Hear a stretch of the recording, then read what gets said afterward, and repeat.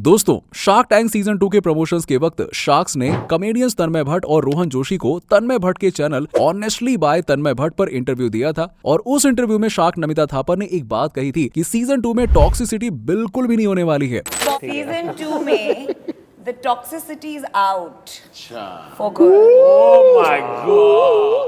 वो इनडायरेक्टली अश्नीर ग्रोवर की बात कर रही थी। लेकिन अगर आपको सच में लगता है कि सीजन 1 में टॉक्सिसिटी हुई किसी कारणवश, तो आपको शार्क टैंक सीजन 2 का एपिसोड 9 देखना चाहिए, क्योंकि मैं ये दावे के साथ कह सकता हूँ कि अब तक के शार्क टैंक की सबसे बड़ी फाइट इस एपिसोड में दिखाई गई थी। इसके मुकाबले सीजन 1 में तो कुछ भी नहीं हुआ था। जी हाँ, एपिसोड 9 में पहला पिच पैराडाइज नाम की कंपनी का था।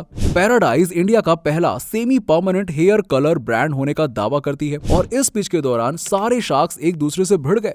हालांकि सीजन 1 में ऐसा कई बार बातों बातों में झगड़े हुए, लेकिन पैराडाइज के पिच के दौरान बात और भी बढ़ गई और बिगड़ती चली गई। पिच के दौरान अनुपम ने खुद कहा कि डीलिंग में एक डर्टी गेम खेला गया उनके साथ। तो आखिर ऐसा क्या हुआ कि अनुपम को इसे डर्टी गेम करार देना पड़ा? क्या सच में फाउंडर से डील बनाते समय कोई गलती हो गई या असल में ये सिर्फ एक गलत फहमी थी? चलिए बिना किसी देरी के शुरू करते हैं। आज के वीडियो में हम पैराडाइज कंपनी के बारे में जानेंगे, उनके फाउंडर्स के बारे में जानेंगे और शार्क टैंक के पिच पर भी नजर डालेंगे। साथ ही साथ हम उन तमाम बिजनेस लेसन्स के बारे में भी बात करेंगे जो हम पैराडाइज के बिजनेस से सीख सकते हैं। ये वीडियो हमने नेट स्पेस इंडिया के साथ मिलकर बनाया है, जिसके बारे में हम बाद में बात करेंगे, तो वीडियो को आखिरी तक देखना बिल्कुल मत भूलिएगा। हमेशा की तरह स्टार्टअप एनालिस्ट पर आपका स्वागत है, जहां हम बिजनेस, स्टार्टअप्स और एंटरप्रेन्योरशिप से जुड़े वीडियोस बनाते हैं। पैराडाइज की को-फाउंडर योशिका जॉली गुजरात के अहमदाबाद शहर से बिलोंग करती हैं। उन्होंने 2017 में national institute of fashion technology यानी कि NIFT से अपना बैचलर्स पूरा किया और उसके बाद वो मास्टर्स करने लंदन चली गईं। उन्होंने लंदन के यूनिवर्सिटी ऑफ आर्ट से डिजाइन मैनेजमेंट में मास्टर्स भी पूरा किया। वापस आने के बाद उन्होंने IIM अहमदाबाद से CIIE.co में इंटर्नशिप की, जो एक स्टार्टअप इंक्यूबेटर है। उनकी मुलाकात सिद्धार्थ रघुवंशी से हुई, जो कि पैराडाइज के को-फाउंडर हैं और उनके पति भी हैं। सिद्धार्थ कॉमर्स बैकग्राउंड से आते हैं और उन्होंने SM Patel institute of commerce से BCom किया है। उन्होंने पुणे की सिम्बायोसिस इंटरनेशनल यूनिवर्सिटी से MBA भी किया है और साइमंस फाइनेंशियल सर्विस में कॉर्पोरेट अकाउंट मैनेजर का काम भी किया है। वो उनके फैमिली बिजनेस के एग्जीक्यूटिव डायरेक्टर भी हैं। 2020 में उन्होंने फॉर्मुलेशंस पर काम करना शुरू किया और युशिका कॉस्मेटिक्स को कंपनी में तब्दील किया। करीबन 1 साल तक युशिका और सिद्धार्थ ने ब्रांड पर काम किया। युशिका का फैमिली बिजनेस डाइज और इंटरमीडिएट्स में 27 सालों से काम कर रहा था। उनके पिता लेट मिस्टर मनिंदर सिंह जॉली एक फर्स्ट जनरेशन एंटरप्रेन्योर थे, जिनकी कंपनी प्रो लाइफ इंडस्ट्रीज लिमिटेड दुनिया भर में डाइज और ऑर्गेनिक इंटरमीडिएट सप्लाई करती है और वो दुनिया के सबसे बड़े सप्लायर्स में से एक है। ये कंपनी 1994 में अंकलेश्वर में Mamta dyes and intermediates private limited के नाम से शुरू हुई थी और आज की तारीख में स्टॉक मार्केट पर लिस्टेड है और प्रमोटर्स में उन्हीं की फैमिली है और इसी कंपनी के बिजनेस यूनिट से पैराडाइज की शुरुआत हुई। मनिंदर सिंह जॉली के देहांत के बाद उनके बेटे करण जॉली उनका बिजनेस संभाल रहे हैं। अब यशिका के मुताबिक उनका फैमिली बिजनेस 800 करोड़ का बिजनेस है, तो शार्क्स को इस बिजनेस में हिस्सा मांगना चाहिए था। यशिका खुद 17 साल की उम्र से हर रंग के साथ एक्सपेरिमेंट्स करती थी। उनका मानना है कि ऐसा कोई रंग नहीं है जो उन्होंने अपने बालों में ट्राई नहीं किया हो और इसी बैकग्राउंड का इस्तेमाल करके उन्होंने 2021 में पैराडाइज लॉन्च किया। धीरे धीरे उन्होंने temporary hair colours, pre lightening kit, hair conditioner, toning shampoo जैसे दूसरे प्रोडक्ट्स भी लॉन्च किए, क्योंकि ये ब्रांड भी फैमिली बिजनेस से बना है और उनके कैप टेबल में परिवार के सदस्य भी हैं।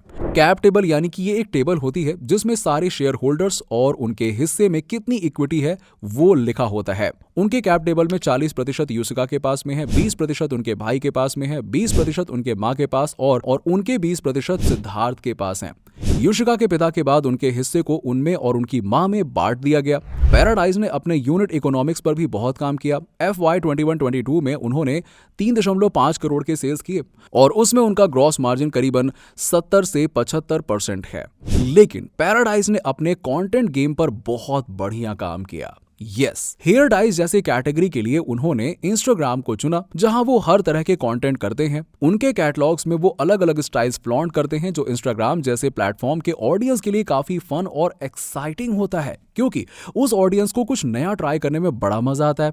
उन्होंने अपने कैटेगरी का अच्छा इस्तेमाल किया मीम्स बनाने में, क्योंकि इंडिया जैसे देश में हेयर डाइज के बारे में ओपन अप करना थोड़ा सा मुश्किल हो सकता है, क्योंकि हमेशा कोई ना कोई अजीब वजह दी जाती है हेयर डाइज को ट्राई ना करने की। इंडियन घरों में खासकर ऐसे फैशन को मजाक की तरह देखा जाता है, क्योंकि लोग थोड़े कंजर्वेटिव होते हैं। कौन सा आस में मैंने कहा मैं सोच रहा हूँ थोड़े बाल लंबे कर लूँ यहाँ तक ना। कह रही हाँ लंबे कर लो, साड़ी पहन लो, सड़क पे नाच लो। तो बात करने के लिए अलग भाषा का इस्तेमाल किया जाता है और हेयर डाइज के बारे में अवेयरनेस बढ़ाने के लिए और उसे नॉर्मलाइज करने के लिए ये तरीका बहुत इफेक्टिव साबित होता है, क्योंकि इंस्टाग्राम का ऑडियंस उनके टारगेट डेमोग्राफिक में बिल्कुल फिट आता है। इसीलिए इंस्टाग्राम पर उनके 85,000 से भी ज्यादा फॉलोअर्स हैं।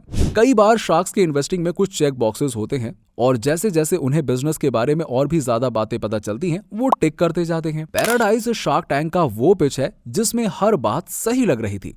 बैकग्राउंड जबरदस्त था, sale, margins, founders, product, packaging, marketing, branding, हर चीज तो सही लग रही थी।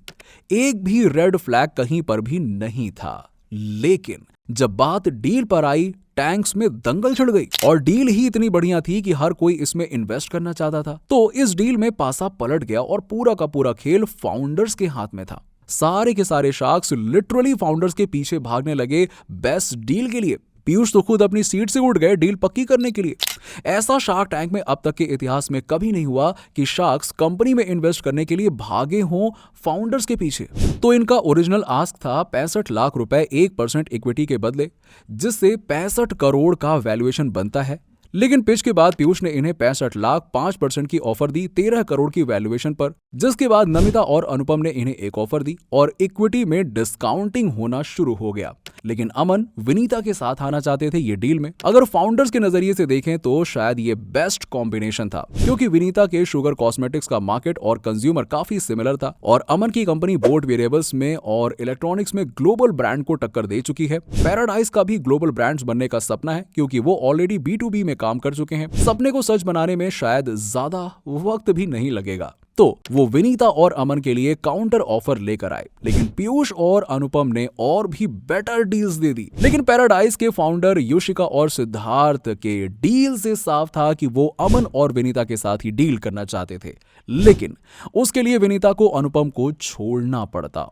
और अनुपम को लगा कि क्योंकि फाउंडर्स शार्क्स को जैसी मर्जी चाहे चुन सकते थे, उनके खिलाफ एक डर्टी गेम खेला गया और इसके बाद बात और ज्यादा बिगड़ गई। पैराडाइज को सोशल मीडिया पर भी हेट मिला और दोस्तों, हमने शार्क टैंक को एक रियलिटी शो के नजरिए से डिकोड किया और यह खुलासा भी किया कि कितना कुछ स्क्रिप्टेड होता है और क्या कुछ एंटरटेनमेंट के लिए बना होता है। अब देखा जाए तो शार्क टैंक में ऐसी कोई रूल नहीं है कि फाउंडर्स एक डील को तोड़कर दूसरे शार्क्स को लेकर डील नहीं कर सकते। ये तो उनकी चॉइस पे है, खासकर जब फाउंडर्स को साफ साफ दिख रहा हो कि शार्क इन्वेस्ट करने के लिए कितने बेताब हो रहे हैं। शार्क टैंक के ग्लोबल फ्रेंचाइजी में ऐसा कई बार हुआ है कि एक शार्क ने दूसरे शार्क को छोड़कर किसी और शार्क के साथ डील कर ली हो और इसे शार्क टैंक की भाषा में थ्रोइंग अंडर द बस कहते हैं। तो क्योंकि शार्क टैंक इंडिया का ये दूसरा सीजन है, कुछ ऑडियंस इससे वाकिफ नहीं है, लेकिन शार्क टैंक के अमेरिकन फ्रेंचाइजी में जो अपने 14वें सीजन पर है, वहां ऐसी कई सारी डील्स हो चुकी हैं। लेकिन उस शो में भी जब ऐसी डील्स होती हैं तो शार्क को इंसल्टिंग लग सकती है। तो एक तरह से अनुपम का इंसल्ट होना जायज भी है, क्योंकि उन्हें इंसल्टिंग लगा।